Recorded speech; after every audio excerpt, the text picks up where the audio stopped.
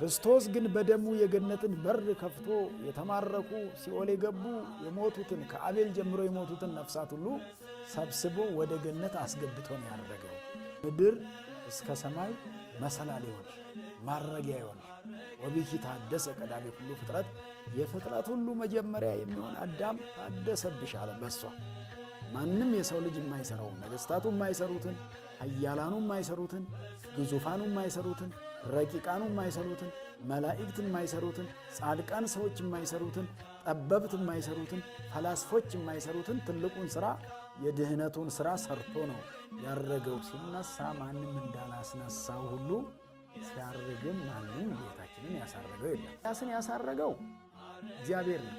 ኤልያስ በራሱ መሬት ለቆ ምድር ለቆ መሄድ አይችልም። በልደቱ የታዩ መላእክት ዛሬም በእርገቱ ታይተዋል። በትንሣኤው እንደታዩ እግዚአብሔር እጅ ላይ ከወደቁ ትንሣኤ አለና ሰው ሁሉ ሊወድቅ የሚገባው በእግዚአብሔር እጅ ላይ ነው። በአጋንንት እጅ ላይ መውደቅ አይገባም። ጣዖት ማምለክ አይገባም። ኃጢአት መስራት አይገባም። ክፉ መናገር አይገባም። ውሸት መናገር አይገባም። እግዚአብሔር የማይወዳቸው ነገሮች ሲደረጉ ሰይጣን እጅ መውደቅ ነው። ከዚያ ያውጣን እግዚአብሔር። ዓለም በፈተና በተሞላበት በፈተና በታጀበበት ዘመን አንድም ቀን ውድ ናት። አንድ ሌሊት ውድ ነው። አንድ ሳምንትም በጣም ውድ ነው። ዝም ብሎ አይገኝም። እግዚአብሔር ላይ ያልነገሰበት ቦታ የታል? በሰሜኑ ቢሄዱ ንጉሥ እሱ ነው። በደቡቡ ቢሄዱ ንጉሥ እሱ ነው። በምስራቁ ቢሄዱ በምዕራቡ ቢሄዱ በአራቱ ማዕዘን ንጉሥ እሱ ስለሆነ እስመ ንጉሥ እግዚአብሔር ለኩሉ ምድር አለ። ከሞቱት የተሻልን ሰዎች ሆነን ሳይሆን የቆየነው ኃጢአታችን በዝቶ ምናልባት ንስሐ ብንገባ ተብሎ እግዚአብሔር ራርቶልን በቀናት ላይ ችን ቀን በቀናችን ላይ በዕድሜያችን ላይ ጨምሮ ከዚህ እንድንደርስ አድርጎን ነውና ይህንን ላደረገልን እግዚአብሔር ክብርና ምስጋና ለስሙ ይሁን።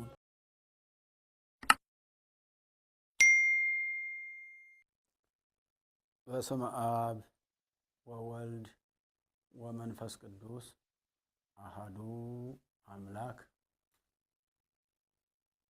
የተከበራችሁና የተወደዳችሁ የእግዚአብሔር ቤተሰቦች፣ ሊቃውንተ ቤተ ክርስቲያን፣ መምህራን፣ ካህናት፣ ዲያቆናት፣ ምእመናንና ምእመናት፣ አባቶች፣ እናቶች፣ ወንድሞች፣ እህቶች ሁላችሁም በእግዚአብሔር ስም እንደምን ሰነበታችሁ? እንደምን ዋላችሁ? እንደምን አመሻችሁ? ለዚች ሰዓትና ዕለት ያደረሰን ልዑለ ባሕርይ ቅዱሰ ባሕርይ ንጹሐ ባሕርይ ሕያወ ባሕርይ እግዚአብሔር አምላካችን ዛሬም ዘወትርም ስሙ የተመሰገነ ይሁን። እንኳን ለ2016 ዓመተ ምህረት ዘመነ ዮሐንስ በዓለ ዕርገቱ ለእግዚእነ ኢየሱስ ክርስቶስ ለዕርገቱ በዓል በሰላምና በጤና እንኳን አደረሰን አደረሳችሁ። እንደ እግዚአብሔር ፈቃድ የዕርገቱን በዓል ለማክበር የምንማረው የመጽሐፍ ቅዱስ ክፍል የዳዊት መዝሙር 46ኛው ምዕራፍ ከቁጥር 5 ላይ ያለው ኃይለ ቃል ይሆናል። አርገ እግዚአብሔር እግዚእነ በይባቤ ወበቃለ ቀርን ተብሎ የሚስተካከል ነው የሚሆነው። አርገ እግዚአብሔር በይባቤ ወእግዚእነ በቃለ ቀርን ዘምሩ ለአምላክነ ዘምሩ ዘምሩ ለንጉሥነ ዘምሩ እስመ ንጉሥ እግዚአብሔር ለኩሉ ምድር የሚለው የዳዊት መዝሙር ስለ ጌታችን ስለ ኢየሱስ ክርስቶስ በ40 ቀኑ ስለማረጉ የሚናገር ኃይለ ቃል ነው። እግዚአብሔር አምላክ ከሰማየ ሰማያት ወርዶ ከድንግል ማርያም ተወልዶ በዚህ ምድር ላይ 33 ዓመት ከ3 ወር ከኖረ በኋላ እንግዲህ እዚህ ምድር ላይ ድነቱን ፈጽሞ በቀራንዮ አደባባይ ስጋውን ቆርሶ ደሙን አፍሶ ከሰጠን በኋላ ስለኛ ብሎ ከሞተ በኋላ በመሞቱ መንግሥተ ሰማያትን ሰጥቶናል። በሱ መሞት ነው መንግሥተ ሰማያትን የሰጠን፣ ሞቶ ነው።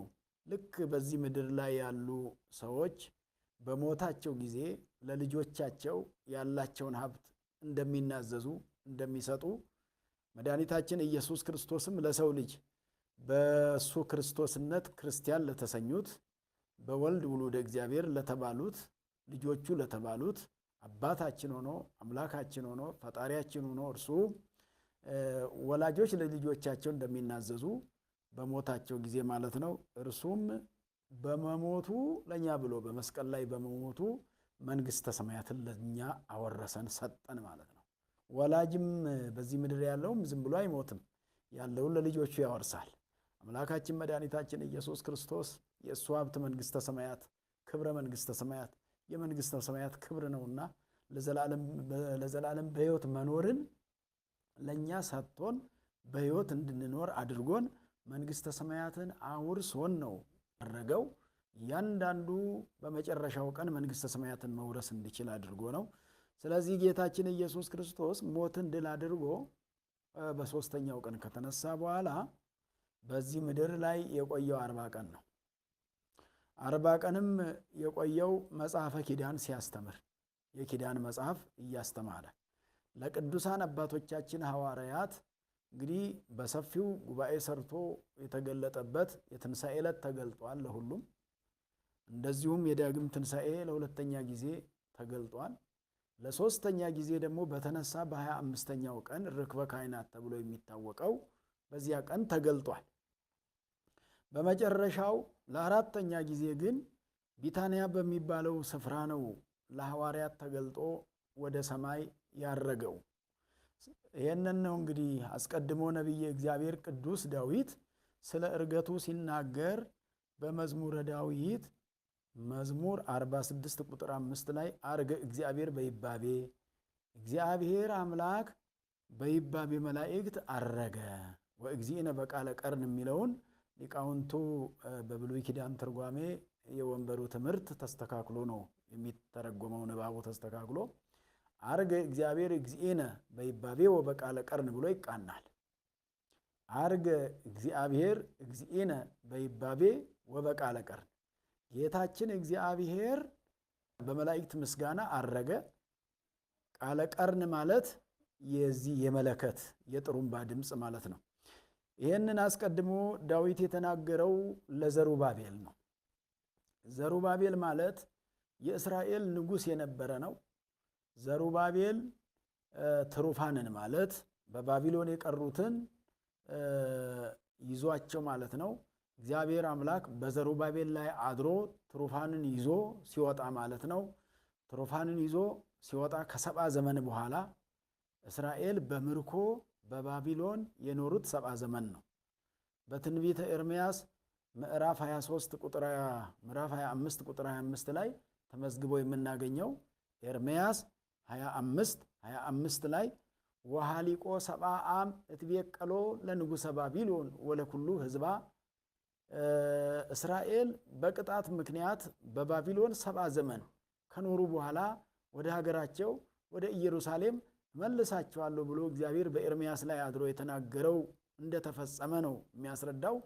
ዘሩባቤል ማለት ትሩፋንን ይዞ ሲወጣ እግዚአብሔር አድሮበት እግዚአብሔር ሕዝቡን እንዲመራ አድርጎት ሲወጣ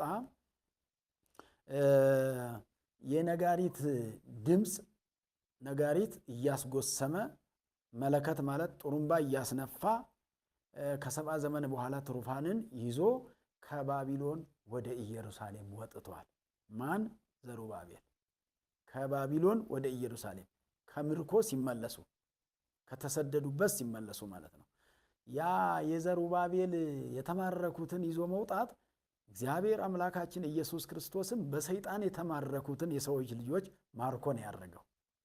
ሲኦልን በዝብዞ በርብሮ በሲኦል ያሉ ነፍሳትን ከጠላት እጅ ማርኮ አረገ ውስተ አርያም ፄዊወ ከፄዋ ወወሃብ ከጸጋ ለእጓለ እመሕያው ይላል ዳዊት በመዝሙሩና አረገ ውስተ አርያም ፄዊወ ከፄዋ ማለት ምርኮን ማርከህ ሰይጣን የማረኳቸውን ማርኮን ያደረገው ኢየሱስ ክርስቶስ ዝም ብሎ አይደለም ያደረገው ስራ ሰርቶ ያውም ድንቅ ስራ ማንም የሰው ልጅ የማይሰራው ነገስታቱ የማይሰሩትን ኃያላኑ የማይሰሩትን ግዙፋኑ የማይሰሩትን ረቂቃኑ የማይሰሩትን መላእክት የማይሰሩትን ጻድቃን ሰዎች የማይሰሩትን ጠበብት የማይሰሩትን ፈላስፎች የማይሰሩትን ትልቁን ስራ የድህነቱን ስራ ሰርቶ ነው ያረገውና ለዚህ ነው ዳዊት አስቀድሞ በዘሩባቤል ላይ አድሮ እግዚአብሔር ይሄን ስራ ሰራ አለ። በዘሩባቤል አድሮ የተማረኩትን ወደ ሀገራቸው ወደ ኢየሩሳሌም ከባቢሎን የመለሰው እግዚአብሔር አምላክ ነው። እንግዲህ የዘሩባቤልን ለጌታ ሰጥቶ ተናገረ። ምክንያቱም ዘሩባቤል ላይ ያደረ አምላክ ነው ዛሬም እያረገ ያለውና፣ ስለዚህ እግዚአብሔር አምላክ በቅዳሴ በይባቤ ሲያርግ 3 ተግባራት ተከናውነዋል በእርገቱ ጊዜ። አንደኛ ይባቤ ይባላል፣ የመላእክት ምስጋና ማለት ይባቤ። በቅዳሴ በብርሃን በስልጣን ነው ያረገው።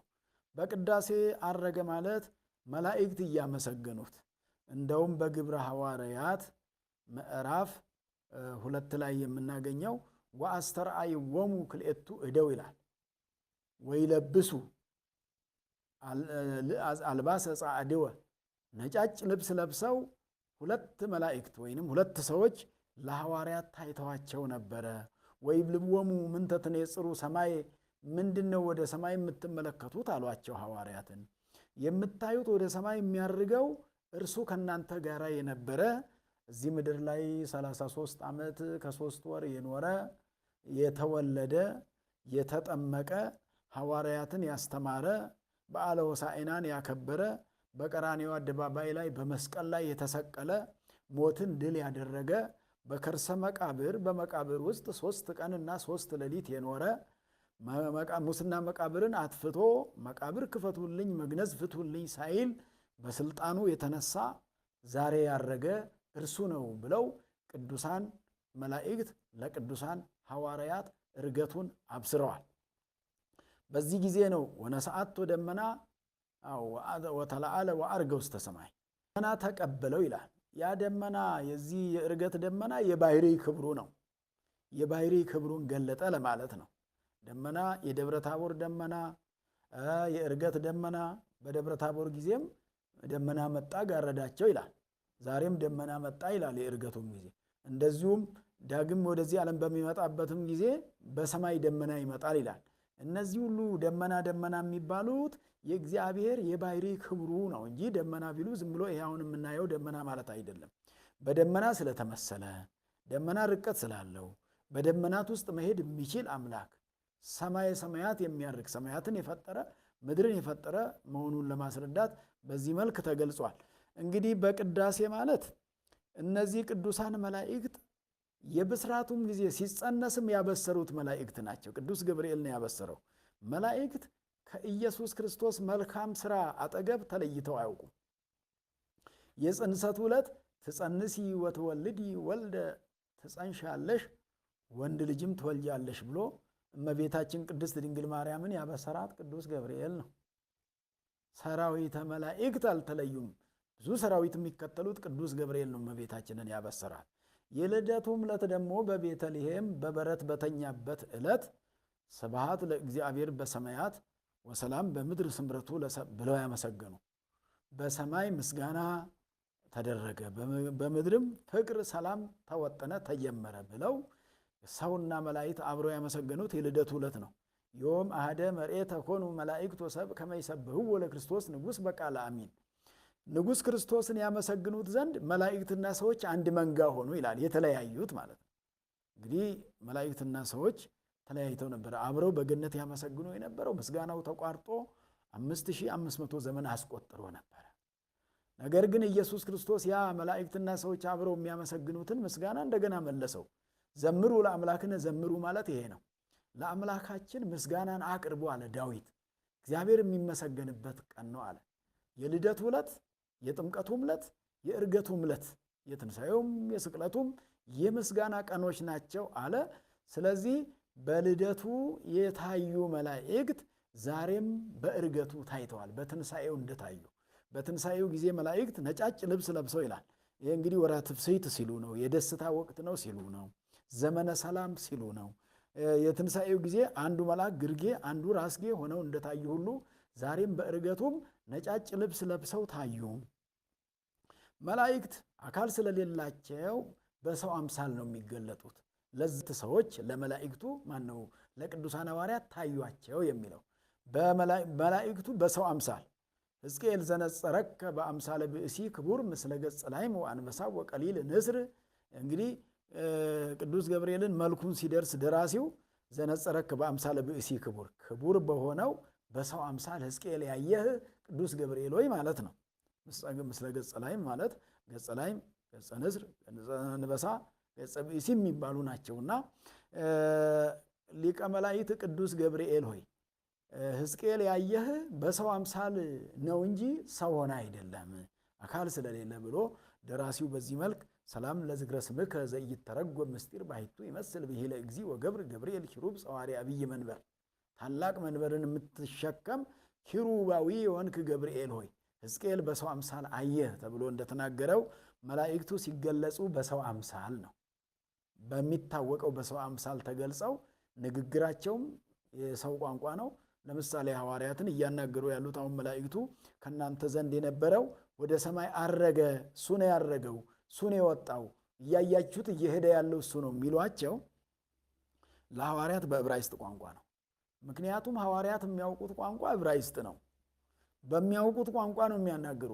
መላእክት ለሰዎች ሲገለጹላቸው አምሳሉ በሰው አምሳል ሆኖ የሚያናግሩት ግን በሰው ልጅ ቋንቋ ነው፣ ሰውየው በሚያውቀው ቋንቋ። ለነሱ ስውር ነገር ስለሌለ ማለት ነው። ረቂቃን ናቸው ማለት ግዙፋኑ የሚናገሩት ቋንቋ የሚሰወራቸው ስላልሆነ ለማለት ነው። በዚህ መልክ ወደ ሰማይ አረገ። ስለዚህ በምንድን ያረገው? በቅዳሴ ማለት ነው። ቅዳሴ ማለት ምስጋና ማለት ነው። መላእክት እያመሰገኑት ሐዋርያትም እያዩት አረገ። ወተሰወረ እምአዕይንቲሆሙ፣ ከዓይኖቻቸው ተሰወረባቸው ማለት ወእንዘ ይባርኮሙ ተረሃቆሙ ወአረገ ሰማየ፣ ባረካቸው ይላል። እንግዲህ ስልጣን ሰጣቸው ነው የሚለው መተርጉማኑ አባቶቻችን። እንግዲህ ከፓትርያርክነት እስከ አጻዌ ውህት ድረስ ያለውን ስልጣን ሰጥቷቸው ወደ ሰማይ አረገ። ያንን ያረገውን ነው ቅዱሳን መላእክት ለሐዋርያት እየነገሯቸው እያበሰሯቸው ያልተረዱትን እያስረዷቸው የነበረው። ለዚህ ነው ቅዱስ ሉቃስም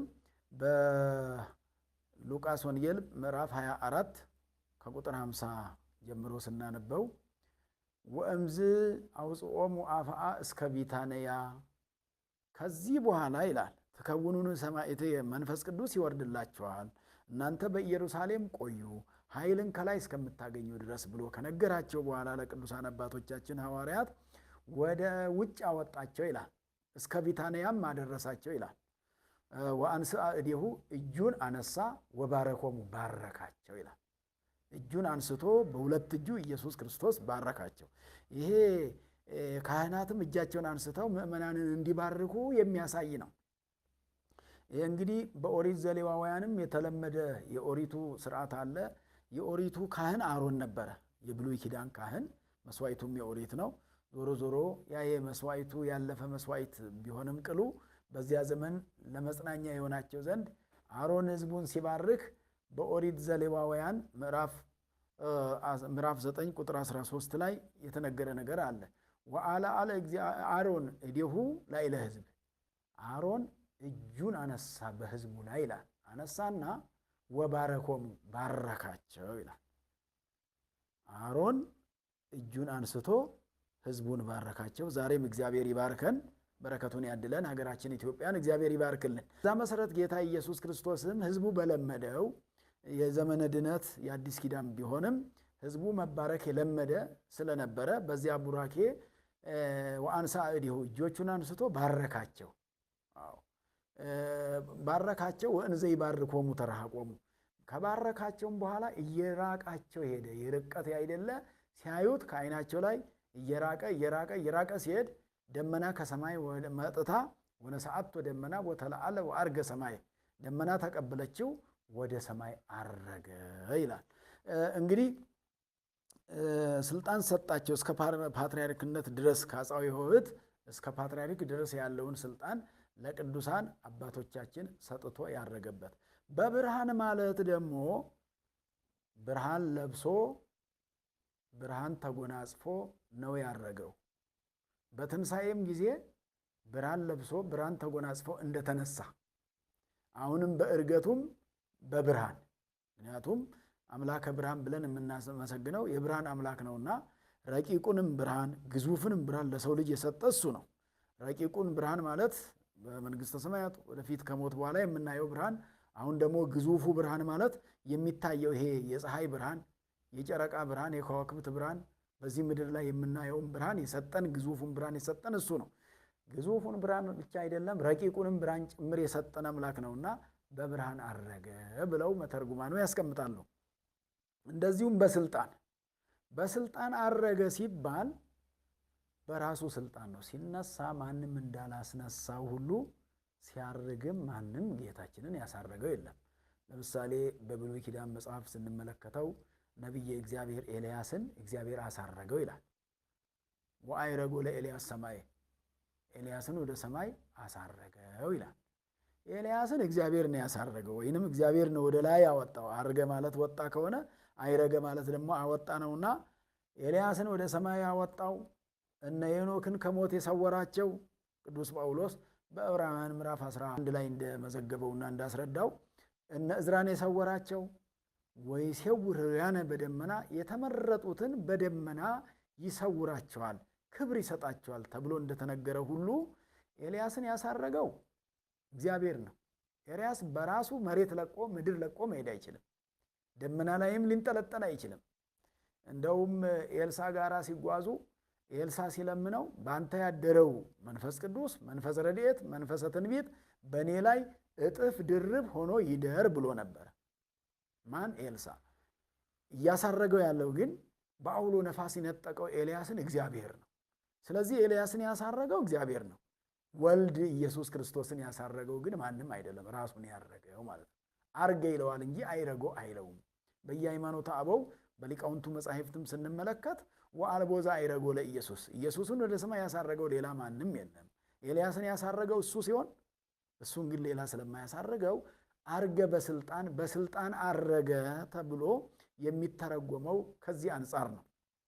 እና በስልጣን መለኮት ሰማይና ምድርን የፈጠረበት ስልጣን ያለው በኋላም ይሄን ዓለም እምኀበቦ ሀበ አልቦ ከመኖር ወደ አለመኖር የሚያሳልፍበት ስለሆነ እግዚአብሔር አምላካችን መድኃኒታችን ኢየሱስ ክርስቶስ በ40ኛው ቀን ወደ ሰማይ ያረገበት ነው።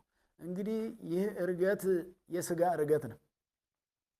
ጌታችን ኢየሱስ ክርስቶስ በሥጋ እየታየ ያረገበት ነው። የሥጋ እርገት በ40 ቀን ሲሆን የቃል እርገት ግን በማኅፀን ነው። ዝውእቱ ኢየሱስ ዘአርገ እምኀቤክሙ ውስተ ሰማይ ወከማሁ ካዕበ ይመጽእ ወየዐርግ። በግብረ ሐዋርያት ምዕራፍ 1 ላይ ቁጥር 8 ጀምሮ የምናገኘው ኃይለ ቃል ሁለቱ ነጫጭ ልብስ የለበሱ በዛ መልክ የታዩ ቅዱሳን መላእክት ቅዱሳን ሐዋርያትን እንግዲህ ጌታ ኢየሱስ ክርስቶስ ቢታንያ የሚባለው ቦታ ላይ አድርሷቸው ባርኳቸው እየራቃቸው ወደ ሰማይ እየራቀ ከነሱ እየራቀ ወደ ሰማይ እየተጠጋ በሚሄድበት ጊዜ ቅዱሳን ሐዋርያት ተስፋ እንዳይቆርጡ መላእክቱ ይሄን ያሏቸው ዝውእቱ ኢየሱስ ዘአርገ እምኀቤክሙ ከእናንተ ዘንድ ወደ ሰማይ ያረገው ኢየሱስ ሞትን ድል ያደረገው ነው ብለው ሲነግሯቸው እንግዲህ ጌታችን ኢየሱስ ክርስቶስ ወደ ሰማይ ያረገ ወእሙንቱሰ ተሰውጡ ይላል። ቅዱሳን ሐዋርያት ኢየሩሳሌም ተመልሰው በኢየሩሳሌም እየጸለዩ 10 ቀን የቆዩት።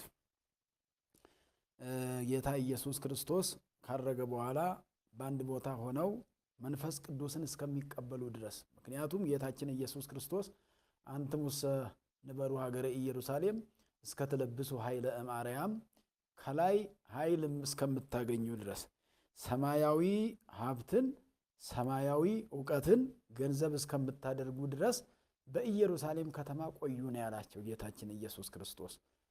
ወናሁ አነ እፌኑ ተስፋሁ ለአብ ላዕሌክሙ፣ እኔ የአብ ተስፋ የሚሆን ተስፋ መንፈስ ቅዱስን ሀብተ መንፈስ ቅዱስን እልክላችኋለሁና እስከዚያ ድረስ ግን እናንተ በኢየሩሳሌም ጸንታችሁ ቆዩ ብሎ እነሱም ጸንተው ይህንን የጠበቁት 10 ቀን ነው። አንድ ቀን 50ኛው ቀን ይሆናል። በ50ኛው ቀን ነው መንፈስ ቅዱስ የሚወርድላቸው።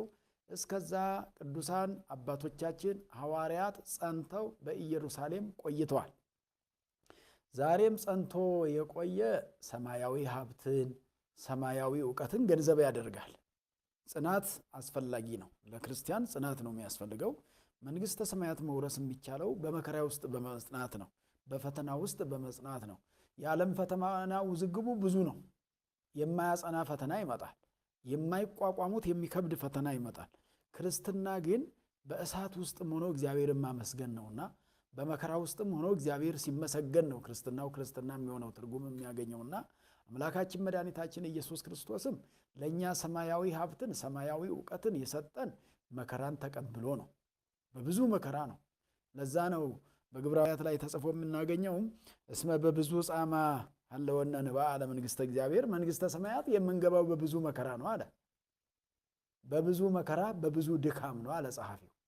ያለ መከራ መንግሥተ ሰማያት አትገኝም አለ። መንግሥተ ሰማያት እንግዲህ በዚህ ምድር ላይ ባለው ተድላ ደስታ አይደለም ተድላ መንግሥተ ሰማያት የሚገኘው።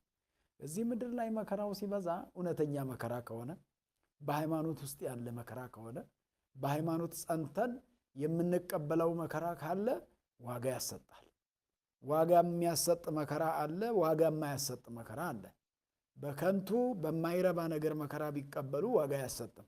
ክራችሁን በጥሱ ሃይማኖታችሁን ካዱ የሚል ካለ እዚህ ድረስ ከተባለ እኔ ሃይማኖቴን አልክድም ለጣዖትም አልሰግድም ብሎ እምቢ ያለ በዚህ ምክንያት እንደ ሰለስቱ ደቂቅ ማለት እኮ ነው። ሶስቱ ወጣቶች ታሪካቸውን እናውቀዋለን። እነዚያ ናቡከደነጾር እኮ ዝም ብለው አይደለም እነሱ እሳትም ውስጥ የገቡት። ለጣዖት ስገዱ ተብለው ነው የታዘዙት። በተደጋጋሚም ተነግሯቸዋል። በቤተ መንግስቱ ላይ ስልጣን ነበራቸው። በባቢሎን ስልጣን በናቡከደነጾር ቤተ መንግስት ውስጥ ስልጣን ይዘው ኃላፊነት ይዘው እየሰሩ የነበሩ እነዚህ አንተን አያከብሩህም ተብሎ የሚያቃጥሩ ሰዎች በመካከል ገብቶ ከንጉሱ ጋር አቆራርጠው አጣልተው ሳለ አምላካችንን አንክድም ለጣዖትም አንሰግድም ሰማይና ምድርን ለፈጠረው እንሰግዳለን አሉ። በዚህ ጊዜ ነው እንግዲህ ይህን የማታደርጉ ከሆነ በእሳት ተቃጥላችሁ ተለብልባችሁ ትሞታላችሁ ተባሉ። አይ ከሚነደው እሳት እጅ እግዚአብሔር ያድነናል አሉ። ባያድነንም እንኳን ለጣዖቱ አንሰግድም፣ ተቃጥለን እንቀራለን፣ አመድ ሆነን ጥላሾት ሆነን በነን እንቀራለን እንጂ ከእግዚአብሔር አንለይም አሉ። ይሄ ነው ፈተና የሚባለው። በዚህ ልክ ሲመጣ ነው ዋጋ የሚያሰጠው። በዚህ ልክ ካልመጣ ዋጋ ስለማያሰጥ ዋጋ የሚያሰጥ መከራና ዋጋ የማያሰጠውንም ለይቶ ማወቅ ያስፈልጋል።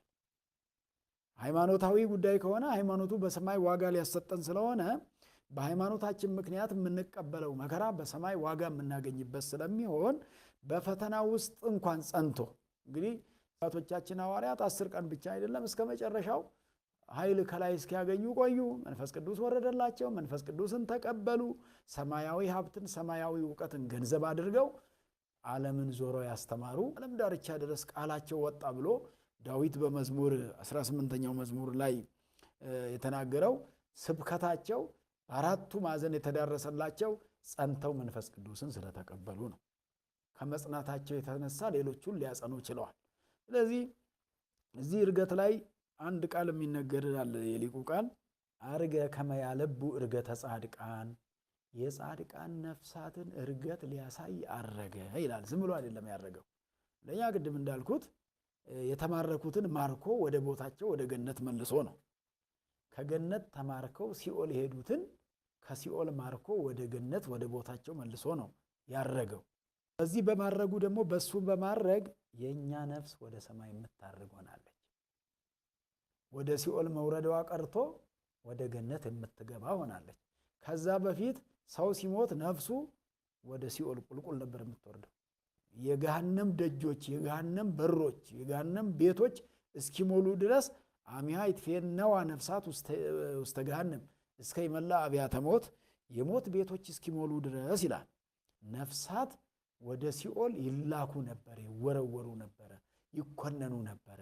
እንደው እውነተኞቹ እንኳን ነቢያቱ ቅዱሳኑ ነፍሶም ውስተ ለጻድቃን ውስተ እደ እግዚአብሔር ወኢለከፎሙ ስቃየ ገሃነም ስቃየ እሳትም ይላል መጽሐፈ ጥበብ ምዕራፍ 3 ቁጥር 8 ላይ የጻድቃን ነፍሳት እንኳን ወደ ሲኦል ነበር የሚወርዱት ይላል። በብሉይ ኪዳን ገነት ተዘግታ ስለነበረ ክርስቶስ ግን በደሙ የገነትን በር ከፍቶ የተማረኩ ሲኦል የገቡ የሞቱትን ከአቤል ጀምሮ የሞቱትን ነፍሳት ሁሉ ሰብስቦ ወደ ገነት አስገብቶ ነው ያደረገው። እነዚህ ነፍሳት ከዚህም በኋላ ከክርስቶስ እርገትም በኋላ ነፍሳት ሁሉ ወደ ሰማይ ማድረግ እንዲችሉ አድርጎ አርገ ከመያለቡ እርገተ ጻድቃን ነፍሳት የደጋግ ሰዎችን ነፍሶቻቸውን ወደ ገነት እንዲገቡ አድርጎ ስጋውን የበሉ ደሙን የጠጡ የዘላለም ሕይወት እንዲያገኙ ወደ ገነት እንዲገቡ በኋላም በዕለተ ምጽአት ደግሞ መንግሥተ ሰማያት እንዲገቡ አድርጎ ነው ያደረገው መድኃኒታችን ኢየሱስ ክርስቶስ። ይህንን ያደረገ አምላካችን ፈጣሪያችን ኢየሱስ ክርስቶስ ስሙ የተመሰገነ ይሁን። ለዚህ ነው የሚዘመርለት። ዘምሩ ለአምላክነ ዘምሩ፣ ለአምላካችን ዝማሬ አቅርቡ። ዝማሬውም መንፈሳዊ ዝማሬ ማለት ነው። ተመስጦ ተጸጋ ያለው ይህ እንደው ዓለማዊ ደስታ ያለበት ሳይሆን መንፈሳዊ እርካታ በማመስገናችን በውስጡ እግዚአብሔርን የምናይ በማይሌታችን መካከል እግዚአብሔርን የምናይበት ማይሌት፣ እግዚአብሔርን የምናነጋግርበት ሰዓታት፣ እግዚአብሔርን የምናነጋግርበት ቅዳሴ ያስፈልጋል። ስጋዊ ስሜት አይደለም የሚሰጠው፣ መንፈሳዊ ስሜት የዓለምን ከንቱ ነገር የምንንቅበት እግዚአብሔርን የምናነጋግርበት ነው የእግዚአብሔር መነጋገሪያ እና እዛ ላይ መዝሙረ ዳዊት 46 ቁጥር 6 ላይም ቅዱስ ዳዊት እንዲህ ነው ያለው፣ እስመ ንጉሥ እግዚአብሔር ለኩሉ ምድር። ለንጉሥ ለእግዚአብሔር ምስጋና የምናቀርብበት ምክንያት አለ እግዚአብሔር ለአራቱ ማዕዘን ሁሉ ንጉሥ ስለሆነ ነው አለ። እግዚአብሔር ያልነገሰበት ቦታ የታል? በሰሜኑ ቢሄዱ ንጉሥ እሱ ነው። በደቡቡ ቢሄዱ ንጉሥ እሱ ነው። በምስራቁ ቢሄዱ በምዕራቡ ቢሄዱ በአራቱ ማዕዘን ንጉሥ እሱ ስለሆነ እስመ ንጉሥ እግዚአብሔር ለኩሉ ምድር አለ። ስለዚህ ለምድሩ ሁሉ ንጉሥ፣ ለአራቱ ማዕዘን ለሰው ወገን በሙሉ ንጉሥ ገዢ ፈጥሮ የሚገዛ እርሱ ነውና ዘምሩ፣ ለሱ ምስጋና አቅርቡ። የተፈጠርንበት ዓላማ ይሄም ስለሆነ እሱን ለማመስገንም ስለሆነ የተፈጠርነው በማመስገን ክብር ስለሚገኝ እንኳንስ የሰው ልጅ መላእክቱ እንኳን ሲያመሰግኑ በምስጋና ላይ ምስጋና በጣዕመ ውዳሴ ላይ ጣዕመ ውዳሴ ይጨመርላቸዋል። ምስጋና ሲያመሰግኑት እየጣፈጠ ይሄዳል። የሚጣፍጥ ምስጋና ማመስገን ያስፈልጋል። እግዚአብሔር በእውነት በዚህ ምድር ላይ ያደረገልንን የ33 ዓመት ከ3 ወሩን ጉዞ መከራውን ስናመለከተው ያደረገልንን ነገር ስናስበው ምስጋናው ይጥመናል። ከምስጋና በላይ ሌላ የምንከፍለውም ስለሌለ ነው። ምንተኑ አስዮ ለእግዚአብሔር በእንተ ኩሉ ዘገብረ ሊተ፣ ስላደረገልኝ ነገር ሁሉ ለእግዚአብሔር ምን እከፍለዋለሁ ተብሎ ምንድነው የሚከፈለው? ምስጋና። ሌላ የሚከፈልም ስለሌለ ምን ከፍለን ነው እሱ ያደረገልንን ነገር መመለስ የምንችለው?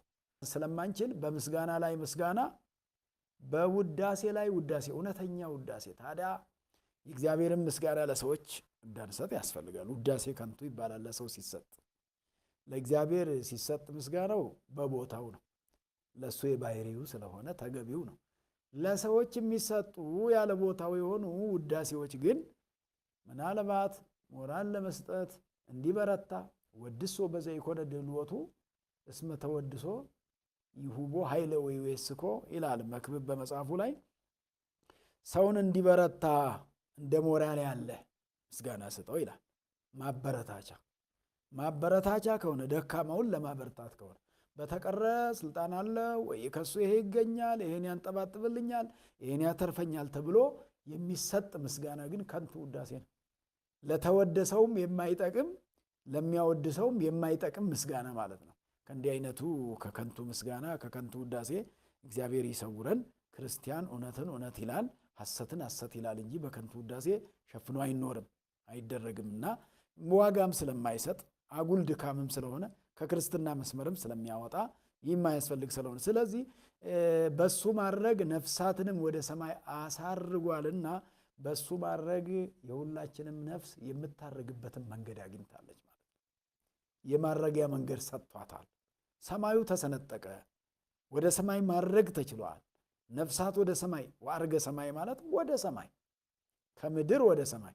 ለዚህ ነው እመቤታችንንም እኮ መጽሐፉ ሚላት ኦ ምዕራግ ምድር እስከ ሰማይ ወብኪ ተሐደሰ ቀዳሜ ኩሉ ፍጥረት።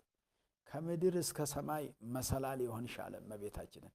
ኦ ምዕራግ ምድር እስከ ሰማይ፣ ከምድር እስከ ሰማይ መሰላል የሆንሽ ማረጊያ የሆንሽ ወቢኪ ታደሰ ቀዳሜ ሁሉ ፍጥረት የፍጥረት ሁሉ መጀመሪያ የሚሆን አዳም ታደሰብሽ አለ። በሷ ያ ጎስቋላው አዳም ታደሰባት እመቤታችንን አምላክን ስላስገኘች አምላክን ስለወለደች ለዚህ አበቃች። የማይታየውን ስላሳየች ረቂቁን በአግዝፋ ስላሳየች እመቤታችን ባትገኝ ኖሮ ረቂቁ በማን ላይ ገዝፎ ይታያል? የማንን ስጋ ለብሶ ይታያል? ማን ንጹሕ ሰው አለ? ሰው ሁሉ ጠፍቶ እንደሷ ያለም ሌላም ሰው የለ፣ ከሷ በፊትም የለ፣ ከሷ በኋላም የለ። እስከ ዕለተ ምጽአት እሷን የመሰሉ እናቶች አልተገኙም። እናት አልተገኘችም። እመቤታችን ናትና የተገኘችው።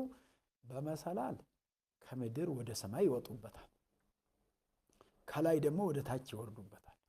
ከምድር ወደ ሰማይ እንዲወጡባት ሰው በእመቤታችን ክብር አግኝቶባታል። የሰው ልጅ ሰማያዊ ክብርን አግኝቶባታል ለማለት ነው። ከላይ ወደ ምድር እንደመውረድ ደግሞ በመሰላል ሥላሴ ወይንም እግዚአብሔር ሰውን አክብሮባታል። በመሰላል ወደ ላይ የሚወጣበት ወደ ታች የሚወረድበት እንደሆነ ሁሉ በእመቤታችን የሰው ልጅ ሰማያዊ ክብርን ሊያገኝባት፣ ወደ ሰማይ ሊያርግባት፣ ሰው ክብር ሊያገኝባት፣ የሰዎች ነፍሳት ሊያርጉባት፣ ክብር ሊያገኙባት፣ ገነት ገብተውባታል፣ መንግሥተ ሰማያትም ይገቡባታል በዕለተ ምጽአት። ይሄን የተነገረው ከሰማይ ወደ ምድር በመሰላል እንደመውረድ እግዚአብሔር አምላክ እሷን አግኝቶ ነው ወደኛ የመጣው። እሷን አግኝቶ ነው በምድር ላይ የተመላለሰው። እሷን አግኝቶ ነው ከሥጋዋ ሥጋ ከነፍሷ ነፍስን ነስቶ ሰው ሆኖ በዚህ ምድር ሊያስተማረውና ስለዚህ መሰላላችን እመቤታችን ቅድስት ድንግል ማርያም ናትና ስሟ የተመሰገነ ይሁን።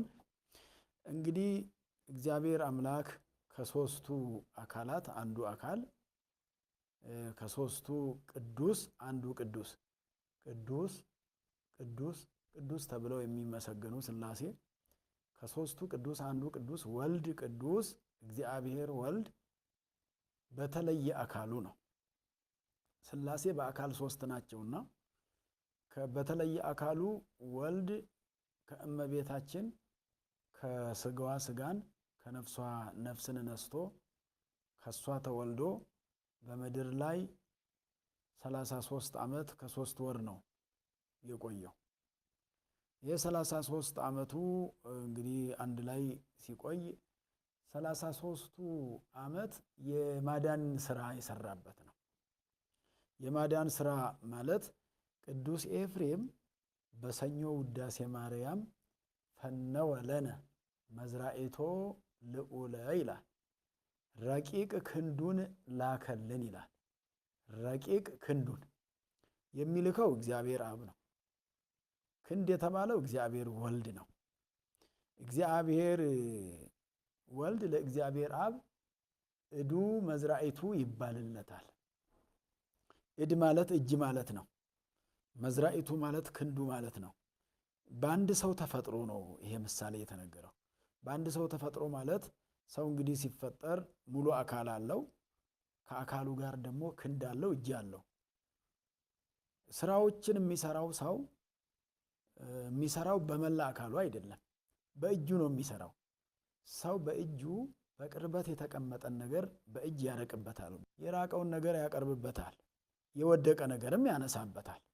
ዕቃ ቢወድቀው መላ አካሉ ተኝቶ ሳይሆን የሚያነሳው ጎንበስ ብሎ እጁን ወደ መሬት ዘርግቶ የወደቀውን ነገር አንስቶ ይመለሳል። ይሄ በሰው ተፈጥሮ ውስጥ ያለ ነው። ይህንም ምሳሌ ነው። በዚህ ምሳሌ በሰው ተፈጥሮ ለሰው ይገባ ዘንድ ቅዱስ ኤፍሬምም ምስጢር አድርጎ ነው በሰፊው ይሄን የተናገረው። ላኪው የተባለው አብ ነው። እግዚአብሔር አብ እግዚአብሔር ወልድን ውረድ ተወለድ ብሎታል። ምክንያቱም የወልድ መወለድ ወደዚህ ዓለም መምጣት የአብም ፈቃድ ስለሆነ ውረድ ተወለድ ተሰቀል ሞት ብሎት ነው ወልድን ወደዚህ ዓለም የላከው። ለሞት ነው የመጣው ወልድ ሊሞት፣ ሞቶ ሞትን ድል ሊያደርግ፣ ሞቶ ተነስቶ ሙታንን ሊያነሳ። እንግዲህ እሱ የሞተው ለእኛ ነው። ለራሱ ሞት አይገባውም። ሞት የባህሪውም አይደለም። ለእኛ ግን ሞት እንግዲህ የሚገባነን ለእኛ ብሎ ሞቷል። ወልድ ከአብ የተላከ ወደዚህ ዓለም የመጣ እርሱም ወንጌሉን ሲያስተምር አቡየ ፈነወኒ ወአነ ተፈኖኩ ይላል። አባቴ ላከኝ እኔም ተልኬ መጣሁ። አባቴ ውረድ ተወለድ፣ ተሰቀል፣ ሙት ብሎ ወደዚህ ዓለም ላከኝ። እኔም መጣሁ፣ ስጋ ለበስኩ፣ ተሰቀልኩ፣ ሞትኩ፣ አዳንኳችሁ ነው ያለው። የድነቱን ነገር እስከ መጨረሻው ሲናገር ኢየሱስ ክርስቶስ ሰው በእጁ የቀረበውን ነገር እንደሚያርቅ ቀርቦ የነበረው ዲያብሎስ በወልድ ነው የራቀው። ዲያብሎስ ቀርቦ ነበር። የቀረበ የተባለው ዲያብሎስ ነው። 5500 ዘመን ዲያብሎስ ወደ ሰው ልጅ የቀረበበት፣ ይልቁኑ ድል የነሳበት፣ ጣዖት ያስመለከበት፣ ኃጢአት ያሰራበት፣ ሰውን ከእግዚአብሔር የለየበት፣ ሰውን ወደ ሲኦል ያወረደበት ነው። ስለዚህ ዲያብሎስ ቀርቦ ነበር ማለት ነው። የቀረበውን ዕቃ እንደማራቅ የቀረበውን ዲያብሎስ በወልድ እግዚአብሔር አብ በወልድ ሥጋ መልበስ፣ በወልድ መሰቀል፣ በወልድ መሞት፣ ሞትን ወደ ዓለም ያመጣውን ዲያብሎስን አርቆበታል። እግዚአብሔር የተመሰገነ ይሁን። ይሄን ያገኘንበት በኢየሱስ ክርስቶስ ወደዚህ ዓለም መምጣቱ ቅድመ ዕርገቱ የተደረጉ ነገሮች ናቸው እነዚህ። እንደዚሁም ደግሞ የወደቀውን በእጅ ያነሱበታል። እንግዲህ አዳም አትብላ የተባለውን ዕፀ በለስ በልቶ ከፈጣሪው ተጣልቶ ወደቀ። እንግዲህ በገነት ቢኖር አዳም 1000 ዓመት ቢሞላው ያንን ዕፀ ሕይወትን በልቶ ከብሌት ታድሶ ኢየሩሳሌም ሰማያዊትን ወርሶ ይኖር የነበረውን እሱ ገና በ7 ዓመት ሳይሆን ቀርቶ ከፈጣሪው ተጣልቶ በሞተ ሥጋ ሞተ ነፍስ ተፈርዶበት ከእግዚአብሔር ተለይቶ ቀርቷል። እንደወደቀ ይቅር አላለም እግዚአብሔር ወድቀን እንድንቀር አይፈልግምና የሚወድቁትን ወገኖቻችንን ሁሉ እግዚአብሔር ያንሳልን፣ ሁላችንንም ያንሳን እግዚአብሔር። እንግዲህ በእግዚአብሔር እጅ መውደቅ ደግሞ መልካም ነገር ነው። ሌላ ቦታ መውደቅ ነው ክፉ እንጂ ፎጥቀ እጹብ ወዲቅ ውስተ እድ እግዚአብሔር፣ በእግዚአብሔር እጅ መውደቅ እንዴት ድንቅ ነገር ነው! እንዴት አስጨናቂ ነገር ነው! አይገኝም። እግዚአብሔር እጅ ላይ ከወደቁ ትንሣኤ አለና ሰው ሁሉ ሊወድቅ የሚገባው በእግዚአብሔር እጅ ላይ ነው። በአጋንንት እጅ ላይ መውደቅ አይገባም። ጣዖት ማምለክ አይገባም። ኃጢአት መስራት አይገባም። ክፉ መናገር አይገባም። ውሸት መናገር አይገባም። እግዚአብሔር የማይወዳቸው ነገሮች ሲደረጉ ሰይጣን እጅ መውደቅ ነው። ከዚህ ያውጣን እግዚአብሔር። መልካም ነገር ስንሰራና በዛ ላይ ፈተና ቢመጣ ግን ቅድም እንዳልኩት በእግዚአብሔር እጅ ሲወደቅ ዋጋ አለው። አዳም ወደቀ። የወደቀውን አዳም በወልድ እጅነት ነው እግዚአብሔር አብ ያነሳው። በእጅ የወደቀ ነገር ይነሳበታል። የወደቀ ነገር ማንሻ ነው እጅ ማለት። የሚላላክ ነው እጅ ማለት። የሚያገለግለን ነው እጅ ማለት። የሚርቅ የሚቀርብ ነው። የቀረበውን የሚያርቅ የራቀውን የሚያቀርብ ነው እጅ ማለት። እንግዲህ የወደቀ አዳምን አንስቶበታል በእጁ። ለዚህ ነው የእግዚአብሔር አብ እጁ ወልድ ነው የሚባለው። ያቀንን ዕቃ ተንጠራርተን ሄደን በእጃችን ወደዚህ አምጥተን ከቅርባችን እንደምናስቀምጠው እግዚአብሔር አብም በእግዚአብሔር ወልድ ሰው መሆን የራቀ አዳምን ወደ ራሱ አቅርቦበታል። የቀረበ ዲያብሎስን ሲያርቅበት የራቀ አዳምን ደግሞ አቅርቦበታል። ምስጢረ ሥጋዌ ምስጢረ ድህነት ማለት ርቀን ከሄድንበት ወደ እግዚአብሔር የተመለስንበት። ለዚህ ነው ቅዱስ ጴጥሮስ ሲናገር እንዘ ቀዲሙሰ ይኮንክሙ ሕዝቦ ለእግዚአብሔር ይእዜሰ ሕዝበ እግዚአብሔር አንትሙ። ቀድሞ የእግዚአብሔር ወገኖች አልነበራችሁም አለ። ዛሬ ግን የእግዚአብሔር ቤተሰቦች የእግዚአብሔር ሕዝብ ሆናችሁ አለ። ቤተሰብነታችሁ የሌላ ነበር አለ በብሉይ ኪዳን። አሁን በአዲስ ኪዳን በኢየሱስ ክርስቶስ በሱ ሰው መሆን በሱ ሥጋ መልበስ ግን የሱ ወገኖች ሆናችሁ። ለዚህ ነው ቅዱስ ጳውሎስም እንደዚሁ ይኮነ ነግደ ወፈላሴ ወሰብአ ቤቱ ለእግዚአብሔር ኩልነ፣ እኛ ስደተኞች አይደለንም መጻተኞችም አይደለንም የእግዚአብሔር ቤተሰቦች ነን አለ በኤፌሶን ላይ ቅዱስ ጳውሎስ። ሁላችንም ዛሬ በኢየሱስ ክርስቶስ ወደዚህ ዓለም መጥቶ 33 ዓመት ሙሉ ስራ በመስራቱ የድነትን ስራ በመስራቱ የእግዚአብሔር ቤተሰብ አድርጎን ነው ሄደው። የእግዚአብሔር ልጆች አድርጎን ነው ሄደው። የእግዚአብሔር ቤተሰቦች አድርጎን ነው ያረገው። ዲያብሎስን አርቆ አዳምን አቅርቦ ነው ሄደው። ዲያብሎስን ጥሎ የወደቀ አዳምን አንስቶ ነው ሄደው። ስለዚህ ዕርገቱ ማለት የወደቀው የተነሳበት፣ የራቀው የቀረበበት፣ የቀረበው የራቀበት፣ ከፍ ከፍ ያለው ደግሞ ዲያብሎስ የወደቀበት። ለዚህ ነው እንግዲህ ወአጽገቦሙ እምበረከቱ ለርቡባን ብላ እመቤታችንም በጸሎተ ማርያም ላይ የተራቡት ነፍሳት የጠገቡበት ይሄ ምስጢረ ሥጋዌ። አዎ አይበዮሙ ለትሑታን እነዚህ የተዋረዱትን ከፍ ከፍ አደረጋቸው አለ።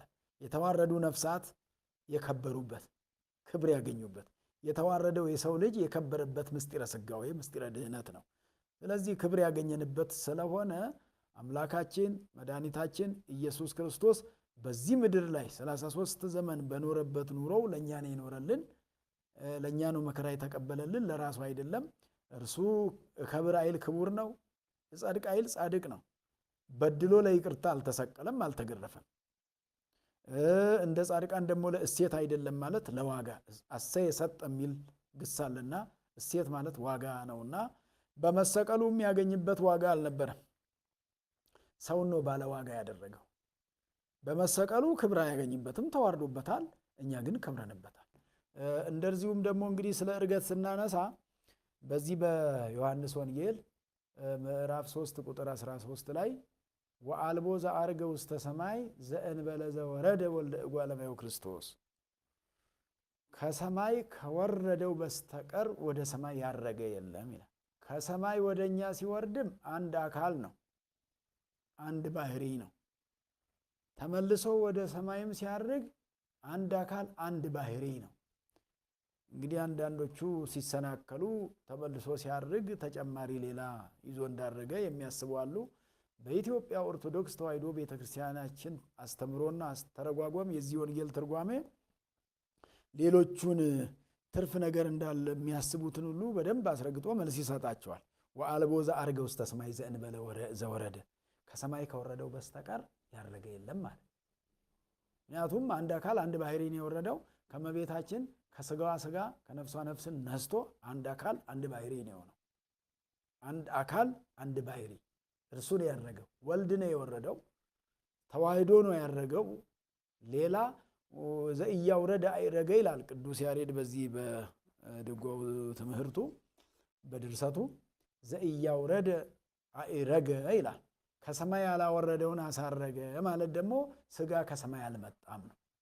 ከመቤታችን የነሳውን ስጋ ነው ያሳረገው ነው። ከመቤታችን የነሳው ስጋ ነው ያረገው። ዘኢያውረደ አይረገ ማለት ጰራቅሊጦስን ለሰው ልጅ ላከ ይላል። ከሰማይ የወረደው ቃል ስጋን ለብሶ ወደ ሰማይ አረገ፣ ስጋን ተዋህዶ ሰው ሆኖ ማለት ነው። እንግዲህ ዕርገት የሚባለው በዓል ሁልጊዜ ሐሙስ ሐሙስ ነው የሚውለው። ትንሣኤን ባከበርን በ40ኛው ቀን ነው የሚውለው።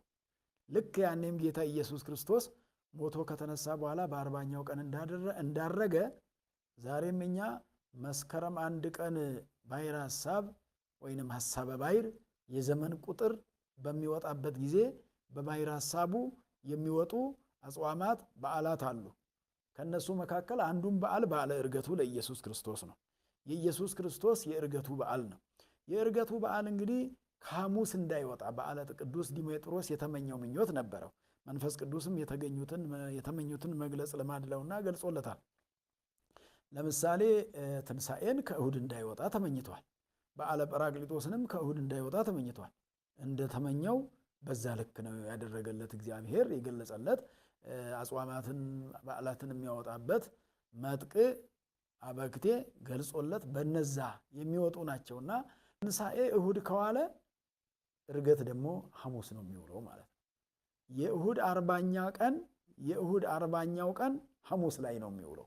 በዚህ መልክ ነውና ሐሙስ በየዓመቱ የሚከበረው። ከዚህ የማይወጣው የዲሜጥሮስ አስተምሮ ስለሆነ የዲሜጥሮስ ሱባኤ ስለሆነ ቤተ ክርስቲያን ዛሬ በራሷ ጊዜ አመቻችታ ሐሙስ ሐሙስ ላድርግ ብላው የሚሆን ሳይሆን ቅዱስ ዲሜጥሮስ ለበዓላቱ መውጫቸውን ሲያመቻችና ሲያስቀምጥ ለዕርገት ወይንም ዕርገት እንዲውል የተመኘው ሐሙስ ቀን ስለነበረ በዛው መሰረት ይኸው ሐሙስ ቀን ውሏል። በዘንድሮ ዓመት 2016 ዓመተ ምህረት ዘመነ ዮሐንስ ላይ በዓለ ዕርገቱ የዋለው ሰኔ 6 ቀን የምናከብረው የዕርገቱ በዓል በዚህ መልክ የሚከበር ነውና የዲሜጥሮስ አቆጣጠር ነው። ሰኔ 6 ቀን የምናከብርበት ምክንያት የዘንድሮው ከሚያዝያ ትንሣኤን ያከበርነው በ27 ስለነበረ ሚያዝያ ውስጥ 27 28 29 34 ቀን አለን። ከዛ ግንቦት 30 ሙሉውን 30 እና የሚያዝያው 4 ቀን 34 ከሰኔ ደግሞ 6 ስናመጣበት 34 እና 6 40 40ኛው ቀን የዋለው የትንሣኤ 40ኛው ቀን የዘንድሮው ሰኔ 6 ላይ ውሏል። እንግዲህ በዓለ ሃምሳው ገፋ ብሏል። ሰኔ ላይ ያለው ጾም አጭር ነው የሚሆነው። እንደዚህ በሚሆንበት ጊዜ እንግዲህ አንድ ዓመት ማለት 12 ወራት ተቆጥረው 365 ቀናት ከ15 ኬክሮስ ተቆጥሮ የሚገኝ ነው። አንድ ዓመት 12 ወራት ማለት ትንሽ ማለትም አይደለም። ይልቁኑ ዓለም በፈተና በተሞላበት በፈተና በታጀበበት ዘመን አንድም ቀን ውድ ናት። አንድ ሌሊት ውድ ነው።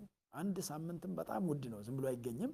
እግዚአብሔር ቢፈቅድ የሚገኝ ስለሆነ ለንስሐ የቆየንበት ስለሆነ ንስሐ እንድንገባና እንድንመለስ ፈልጎ እግዚአብሔር ዕድሜ የሚሰጠን እንጂ ሌላ ከሌሎቹ ከሞቱት የተሻልን ሰዎች ሆነን ሳይሆን የቆየነው ኃጢአታችን በዝቶ ምናልባት ንስሐ ብንገባ ተብሎ እግዚአብሔር ራርቶልን በቀናት ላይ ቺን ቀን በቀናችን ላይ በዕድሜያችን ላይ ጨምሮ ከዚህ እንድንደርስ አድርጎን ነውና ይህንን ላደረገልን እግዚአብሔር ክብርና ምስጋና ለስሙ ይሁን።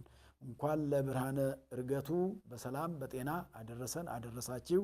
በዓሉን የሰላም የጤና የበረከት የረድኤት የፍቅር የስምምነት የአንድነት በዓል እንዲያደርግልን የተጣሉት የሚታረቁበት የተለያዩት የሚስማሙበት የተራቡት የሚጠግቡበት የተጠሙት የሚረኩበት የተራቆቱት የሚለብሱበት ያጡት የሚያገኙበት በረከት የሚያገኙበት ሰርተው በረከት አግኝተው ተረጋግተው የሚኖሩበት እንዲያደርግልን ሀገራችን ኢትዮጵያንም እግዚአብሔር ሰላም እንዲያደርግልን ዜጎቿንም በፍቅር በሰላም ከጦርነትና ከረብሻ ከውከት እንዲጠብቅልን ሰላሙን እንዲያድለን እግዚአብሔር አምላካችን ሕዝባችንን ወጥቶ ከመቅረት ተፋቅሮ ከመጣላት አግኝቶ ከማጣት እንዲጠብቅልን ወስብሐት ለእግዚአብሔር።